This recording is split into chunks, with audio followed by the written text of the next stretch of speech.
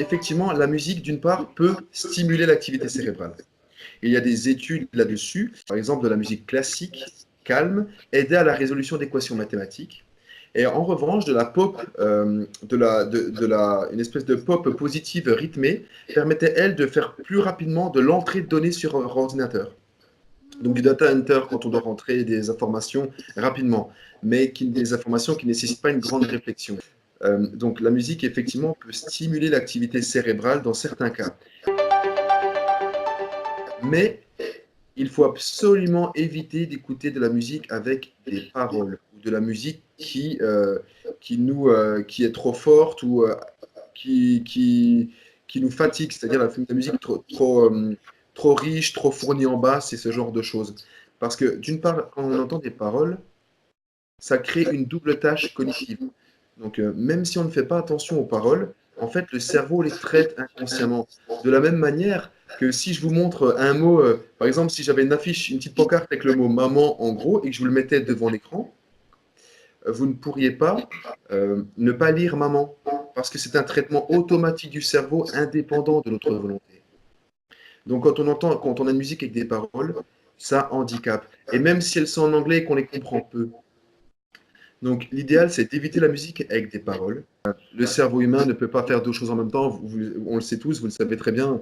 Ce qui fait que si une tâche nous demande un quelconque investissement cognitif, elle commence à phagocyter, enfin, elle commence à pomper dans la mémoire de travail. Et la mémoire de travail, c'est le Graal. C'est ce qu'il faut ménager le plus possible, c'est ce qu'il faut décharger. C'est la RAM d'un ordinateur, hein, il n'y a ni plus ni moins. C'est la RAM, et quand j'ai Photoshop et 3 jeux vidéo d'ouvert avec 20 fenêtres web, eh ben, mon ordinateur, il va vraiment lentement. Oui, tout à fait. Parce que justement, au niveau du volume, j'ai fait des expériences parce que j'avais écrit à ce sujet, j'avais fait des expériences, et je remarquais que quand le volume était un peu trop fort, même des musiques qui étaient propices, qui d'habitude me correspondaient bien, déclenchaient chez moi au bout de 5 minutes le décrochage visuel. Vous savez, quand on a bien travaillé, à un moment, on peut remarquer qu'on perd en attention quand nos yeux commencent tout seuls à partir un peu dans le vide. C'est un signal comme quoi il faut faire une pause pour le cerveau. Et là, avec la musique un peu trop fort, j'avais remarqué que au lieu d'arriver au bout de 25 à 30 minutes, ce phénomène se produisait au bout de 3 à 4 minutes. Donc le volume est vraiment un point de vigilance. Pour être précis sur cette question-là, certains sons qui ne sont pas réellement des musiques, qui sont plus des sons comme les sons blancs, les sons roses ou les sons marrons. On appelle ça des bruits, pardon, bruit blanc, bruit rose, bruit marron. Des bruits qui sont fabriqués par des machines, c'est des algorithmes à la base. Ces sons-là, en fait, nous permettent de rentrer dans une bulle, euh, alors que c'est un son. Mais et ces sons favorisent vraiment la concentration. D'ailleurs, ils ont un bon effet sur les personnes qui sont TDAH et sur les personnes qui ont des acouphènes. Soit je n'écoute pas de musique, soit j'écoute un bruit marron, ou un bruit marron, donc c'est un bruit généré par ordinateur, et donc je mets ceci principalement quand mes voisins font du bruit, parce que ces sons, ce qu'on appelle des bruits, donc qui sont composés par des algorithmes, c'est des algorithmes, c'est un peu comme un son d'aspirateur, vous voyez, on l'entend au début, mais à un moment on peut l'oublier parce qu'il n'est pas très, il n'évolue pas, donc ce qui est banal ennuie le cerveau, et le cerveau finit par l'occulter. Mais en revanche, ce bruit a l'immense mérite de tamiser le son de l'environnement et de rendre moins saillants les éclats de voix de mes chers voisins. Ce qui fait qu'on est dans une bulle qu'on oublie, mais qui est comme un filtre qui fait que tout le reste sera beaucoup moins perçu par l'oreille. Et dans la même lignée, il y a une application gratuite qui s'appelle Son de pluie sur Android, et je suppose sur Apple aussi, Son de pluie, qui permet de générer sur commande des sons de pluie pour un temps donné. Et donc, pluie sur les tuiles, pluie sur la tente, pluie sur l'eau, et on peut rajouter du tonnerre si on veut. Et ces sons ont la même propriété en fait de créer une bulle. C'est des sons monotones, donc qui n'attirent pas l'attention, donc ils ne seront pas perturbants, parce que quelque part, c'est comme une musique qui est trop répétitive, sans variation, on s'ennuie et on décroche. Et donc ces sons-là, eux, leur but c'est de se ressembler et de créer une bulle protectrice. Donc j'écoute ça et ça m'a rendu vraiment de fiers services.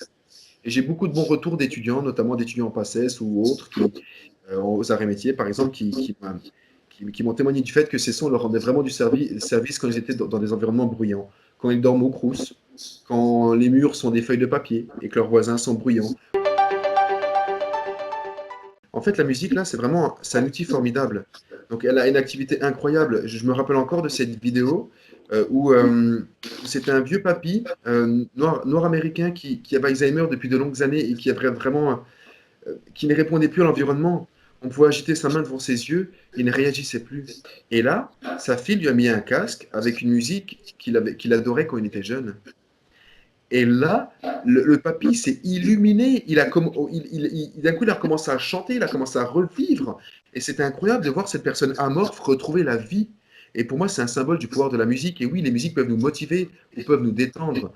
Donc, avant de travailler, ça peut être vraiment très utile d'écouter une musique calme, relaxante, parce que la musique module complètement l'activité du système nerveux. On peut se motiver ou on peut se calmer. On peut même se rendre triste, mais c'est pas ce que je conseille avant de réviser. Mais oui, en rentrant, se calmer, s'accorder une pause. Et le matin, pour se motiver, une bonne musique joyeuse qu'on adore, avec un peu de gymnastique, c'est excellent.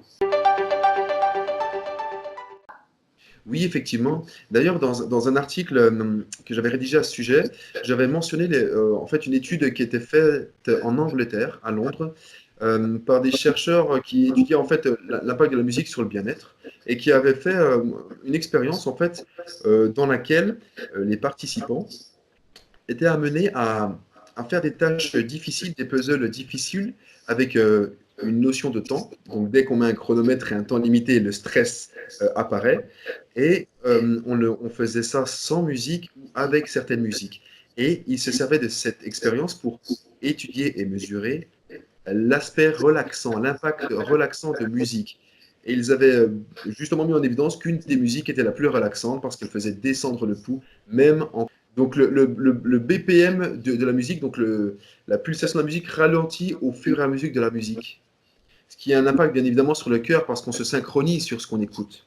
C'est pour ça que la musique module l'activité du cerveau. Si on écoute quelque chose de très rythmé, notre cœur va s'accélérer. Si on écoute quelque chose de calme, notre cœur va ralentir.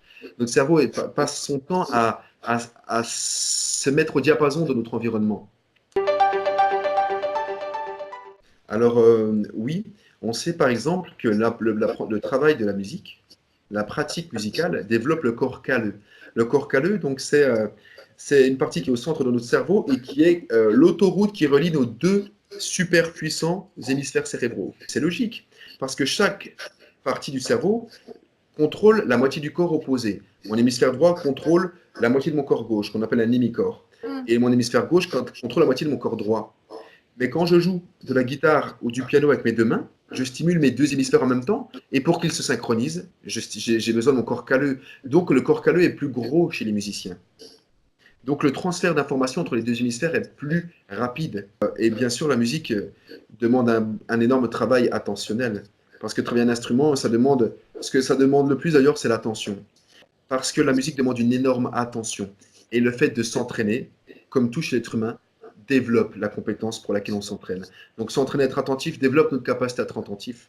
S'entraîner à résoudre, à comprendre comment solutionner un problème de doigté entraîne notre détermination et aussi notre capacité à envisager différentes possibilités, ce qui pourra bien sûr nous aider pour des mathématiques. Donc oui, le solfège, clairement, développe des compétences. Et si petit, j'apprends ces notions-là, quelque part, simplement, j'utilise mon cerveau. Et dès que j'utilise mon cerveau avec de l'énergie, avec de l'envie, je le stimule et il développe des compétences qui pourront être recyclées à l'infini. Il y aura toujours un impact positif sur le cerveau. De toute façon, un cerveau humain, dès qu'on fait des efforts, il y a un impact positif. Le seul frein, c'est si on croit et qu'on se dit dans sa tête, oui, blablabla, je suis trop vieux, blablabla, j'ai pas le talent, blablabla. Les blablabla ont un énorme impact et c'est la seule chose qui peut limiter. Parce qu'un investissement sincère permettra toujours de progresser. Et on ne sait jamais jusqu'où on peut aller, que ce soit en musique ou pour les études.